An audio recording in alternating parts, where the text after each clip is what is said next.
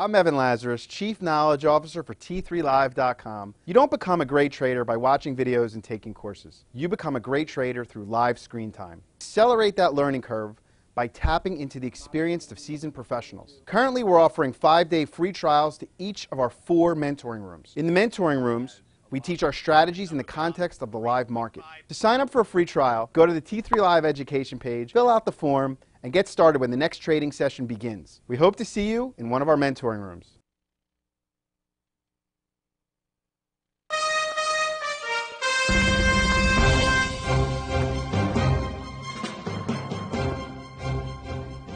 Good morning. My name is Scott Redler, Chief Strategic Officer, T3Live.com. And I'm Brittany Umar, and together we bring you Morning Call. SAR futures are pointing towards a flat open this morning after a pretty quiet session overnight. Scott, how do you think traders should approach this open?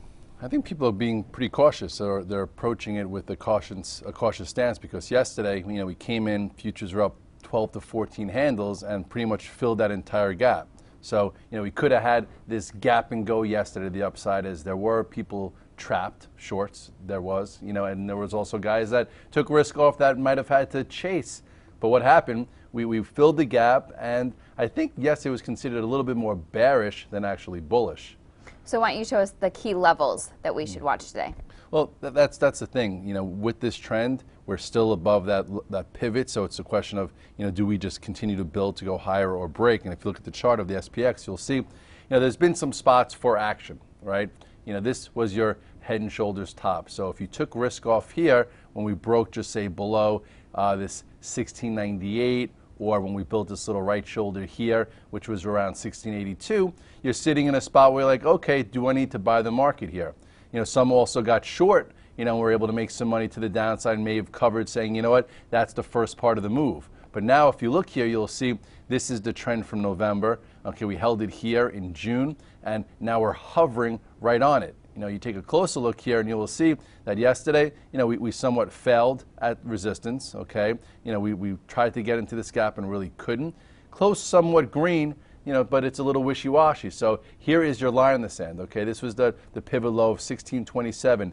If we were to get a potent close below this trend line, I would have to think, obviously, there's a small little line of support here around 1600, but the bears will be growling for a move to the June lows, which is around 1560, which also coordinates to the 200-day.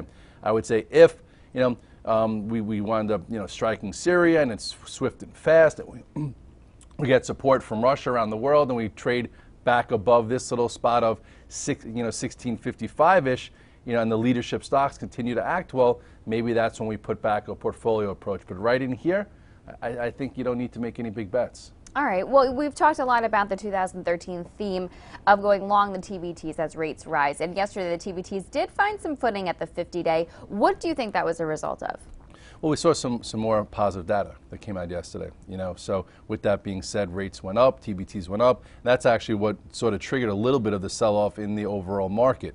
But overall, at some point, good will be good. That's why they did quantitative easing, because they wanted to create the wealth effect and they wanted to get better economic numbers, not just a higher stock market, but ultimately at some point it's going to be good that we're getting a better economy and it'll translate to the market. So far, it's still that push-pull isn't there. But I do think that, the market's trying to get comfortable with higher rates. So every time rates scream, we pull off a little bit. So if you look at the chart here quickly, the TVTs, we talked about this trend line right around the 50-day. So if you sold here when this upper area broke, hopefully you bought a little bit back. I still think you have some time here. These are your trend lines, and I think at some point, I'm not sure when, because everyone tries to pin me to a time, this high here will be taken out. Maybe it is in 2013, and if it's not, I think it will be in some point in 2014. So, it's a good way to hedge, your bonds. A lot of people getting hurt in their bonds. If they were long the TBT, that could have helped them from just selling their bonds, to at least get some gains there. Right. Can you even remember an environment when good was just good and bad didn't mean good and good didn't mean bad, and it wasn't so confusing? Right, and then we have a little top on our head and right. Spun around. It's been a while. Yes, it has been around. Like too long, actually. So, and I think that's a reason why a lot of people just don't like the market, or because they think the fix has been in, and they think just, the rich is getting richer because they're the only ones investing in the stock market, and, Main Street's not getting, a better economy. But if you think about it, what pays the, the pensions out there, which a lot of public workers get, stock market going higher. 401k, if you put money in a 401k every single month, you've been doing it for 20 years, and that's your retirement, you're happy if the stock market goes higher. So it's not just the professional, market participant, it's the actual world likes a higher stock market. The only people who don't are the ones who actually trying to be too cute, too bearish and being short, or, they feel like they didn't learn how to approach it with the plan because of, what took place in 1987 or 2001 or 2008. But if they stayed the course, they would have been just fine. Right. Well, we're going to try to help everybody approach that with the plan. There were some bright spots in the market yesterday. The banks tried to show some relative strength, which we like to see. Yeah, the banks have been just grinding lower, and they're still below the trend line. And if you look here at the XLF, you will see, this is the trend line from November where we held here in June, and we're now below it, hovering below it. So I would say, the bulls are going to have to reclaim this pretty quickly in order to repair, some of this, this chart, because you do have also, somewhat of a descending channel being built here. So it's right below this trend line. So I think this is where your little fight's happening, which is what I'm going to be monitoring. If we could finally get, close above 1990 with some authority, that would be bullish for the market. If we can't get above this area and we start to take out the pivot, that'll give us also clues. You got to keep risk off, and all of a sudden the June lows, could come into play. So we're really at an important inflection point over the next 2 sessions. So with that in mind, then let's check in on some of these names. Goldman had a nice gap up and managed to hold that gap. Is it setting up for higher prices, you think? It was a start. And I think that in order to stay interesting, it needs to be, stay above yesterday's low. And it tried to hold up the majority of the day before, the pressure really came on. If you look at the chart here, you will see it's somewhat back at prior support, and it's trying to hold it. It did break above this lower pivot, but it's still below all the moving averages. It still has a wall of resistance in front of it. You take a close look here. I guess you could say if if you bought it yesterday, for it to stay really interesting, it's got to stay above this 153.5. Otherwise, it's right back into support.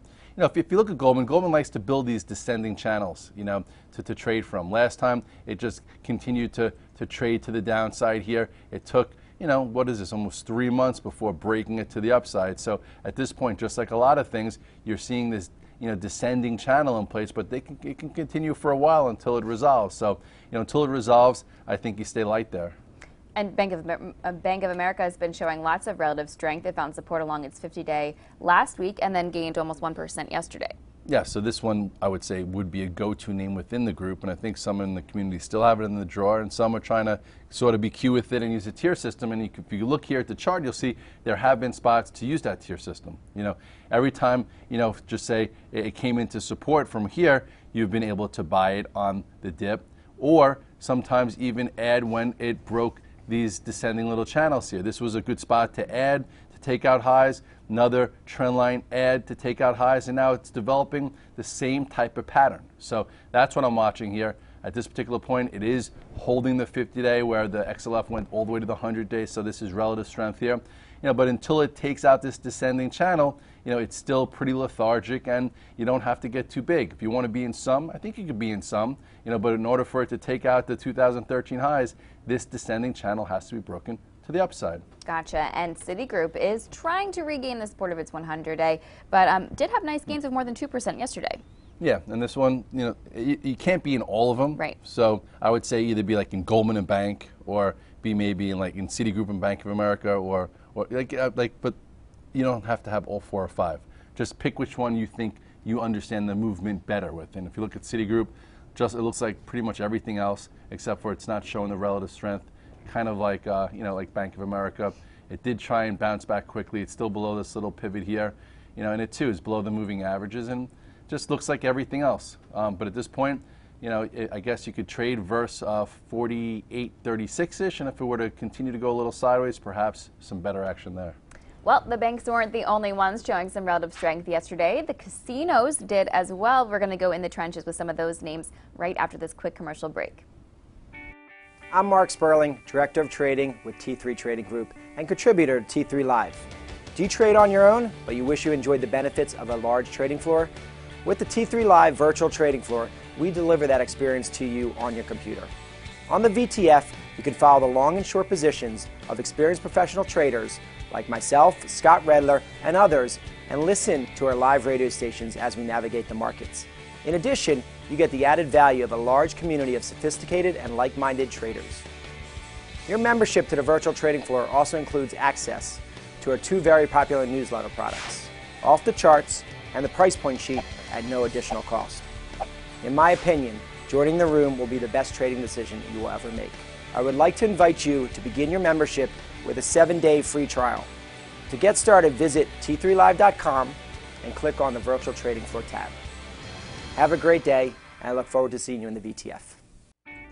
I'm Mark Sperling. We've seen continued opportunities in some of the casino names, casinos like Las Vegas Sands, which gained 3% yesterday and has regained the support of all key moving averages. This name's looking pretty good. Yeah, it's nice to have this one back in the mix. I think like 2 years ago, we used to always talk about the casino names. They were breaking out new highs. And over the course of the past year, I think because China was considered a little bit of a weaker spot, and Macau, blah, blah, blah, that these names have been just building new bases, in order to perhaps make new highs. And if you look here at the chart of LVS, you will see, you talk about the July lows here. I remember talking about that capitulation low. I think that was almost 2 summers ago. It's been trending, up since. And here was a nice little breakaway gap, to start the year. And if you look right here, it's just starting to, show a really nice relative strength. If you've been in it, cool, you've handled, some volatility. But at this particular point, if you're a trader, now's the time. Some guys were talking about buying it yesterday. It's clearing this little level here, okay? And it actually closed strong while the market closed on, near the lows yesterday. So for me, that's showing you continued commitment. It's above all the moving averages, which I like to see. It shows you that it's been accumulating, versus the market, showing that relative strength. And now, you take your next look here, and really doesn't have much resistance until 60-ish. So if you were looking to be in some stuff showing relative strength, right now Las Vegas Sands is acting much better. And if it were to clear 60, you go to your weekly chart, and you'll see that you have another really nice base here. Since actually 2010, it's been trading in this channel, and you know how I like channels, for almost 2 years, consolidating this big move. So between 35 and 60, so above this, you could see a really nice move. This is probably something that if this was December, I would put this in my 7 or 8 stocks, to have for the following year. That's how good it looks right now. Great. And how about MGM? It also had decent gains of 1.6% yesterday to close above its 8-day. What do you think about MGM? MGM has been something we've been talking about all year, something to put in the drawer, something to trade at times, and I still think it's acting very well. And if you look at MGM, you will see that it's right back near highs, it's above all the moving averages, it's following this really nice trend.